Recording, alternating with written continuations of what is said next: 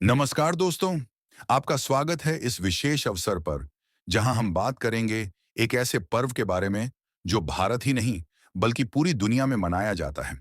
यह पर्व रंगों का, प्रेम का, एकता का और उल्लास का प्रतीक है।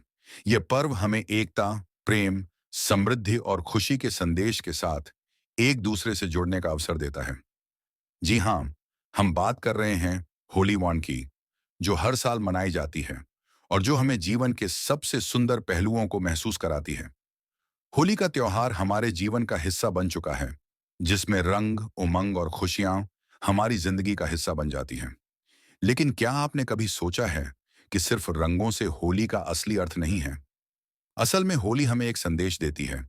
यह संदेश है कि चाहे कोई भी संकट हो, चाहे जीवन में कितनी भी कठिनाइयां आएं, हमें हर हाल में खुश रहना चाहिए और खुशियां फैलानी चाहिए। यही है होली का असली रंग। हम इस वीडियो में आपको सिर्फ होली के बारे में नहीं बताने जा रहे हैं, बल्कि हम एक ऐसी विशेष चीज के बारे में भी बात करेंगे, जो इस होली के साथ आपके जीवन में सकारात्मक परिवर्तन ला सकती है। यह चीज ना केवल आपके घर में खुशियां भरने वाली है, बल्कि यह आपको समृद्धि की ओर भी मार्गदर्शन करेगी। इसीलिए इस स्क्रिप्ट को अंत तक ध्यान से पढ़ें। आप जानते हैं कि होली का त्योहार आते ही हम सब अपने घरों की सफाई करते हैं, नए कपड़े खरीदते हैं और अपनों के साथ मिलकर हंसी खुशी का समय बिताते हैं। लेकिन इस साल हम आपको एक नई और अद्भुत बात बताने जा रहे हैं, जो आपके जीवन में सुख, समृद्धि और शांति लाने के साथ साथ आपकी होली को और भी खास बनाएगी। इससे पहले कि हम उस एक खास चीज के बारे में बात करें, जो आपको इस होली में अपने घर लानी है, चलिए जानते हैं होली के शुभ मुहूर्त के बारे में। अब हम बात करेंगे ये होली के शुभ मुहूर्त अनायन के बारे में। हिंदू धर्म में किसी भी कार्य को शुभ मुहूर्त में करना अत्यधिक महत्वपूर्ण माना जाता है। होली के दिन भी विशेष रूप से कुछ शुभ समय होते हैं, जिनमें खास कार्य करने से सकारात्मक परिणाम मिलते हैं। होलिका दहन, रात्रि का शुभ मुहूर्त।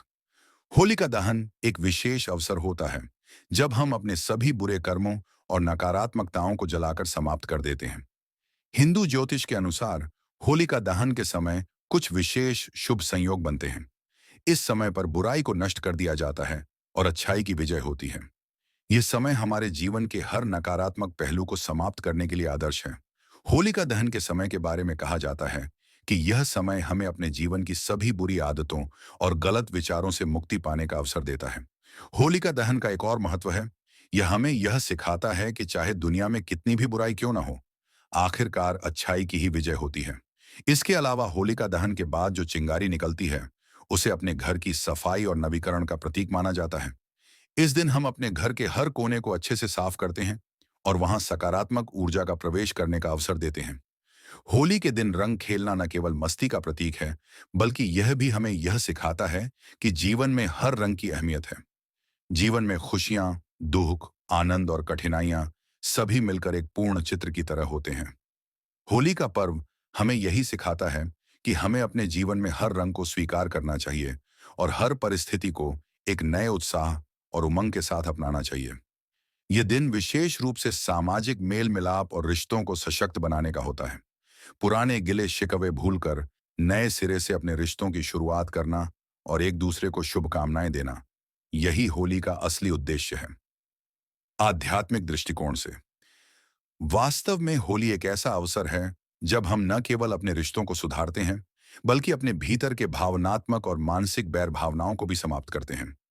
इस दिन हमें यह समझने का प्रयास करना चाहिए कि कोई भी भावना, चाहे वह प्रेम हो या क्रोध, नफरत हो या द्वेष, हमें अपने मन से उसे निकालकर अपने जीवन को शांति और समृद्धि की ओर मोड़ना चाहिए।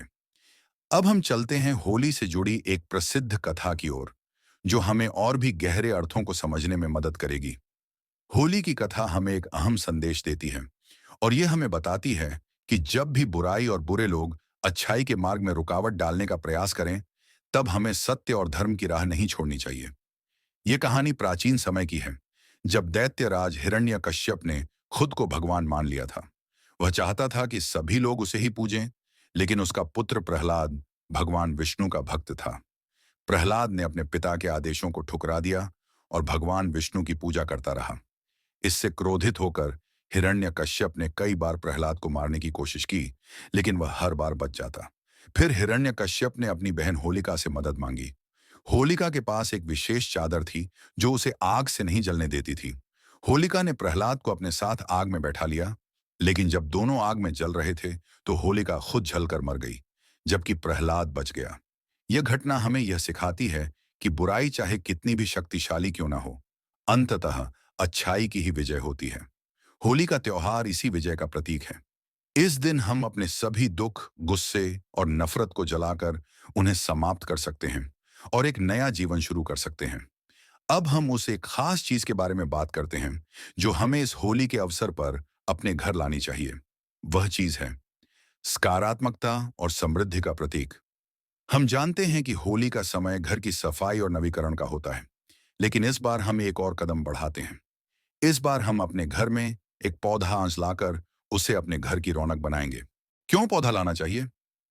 पौधों को हमारे जीवन में सकारात्मक ऊर्जा का स्रोत माना जाता है, विशेष रूप से छाना तुलसी का पौधा और पान आंवला जैसे पौधे न केवल घर की सुंदरता को बढ़ाते हैं, बल्कि यह घर में स्वास्थ्य और समृद्धि भी लाते हैं। तुलसी का पौधा विशेष रूप से हिंदू धर्म में बहुत पवित्र माना जाता है।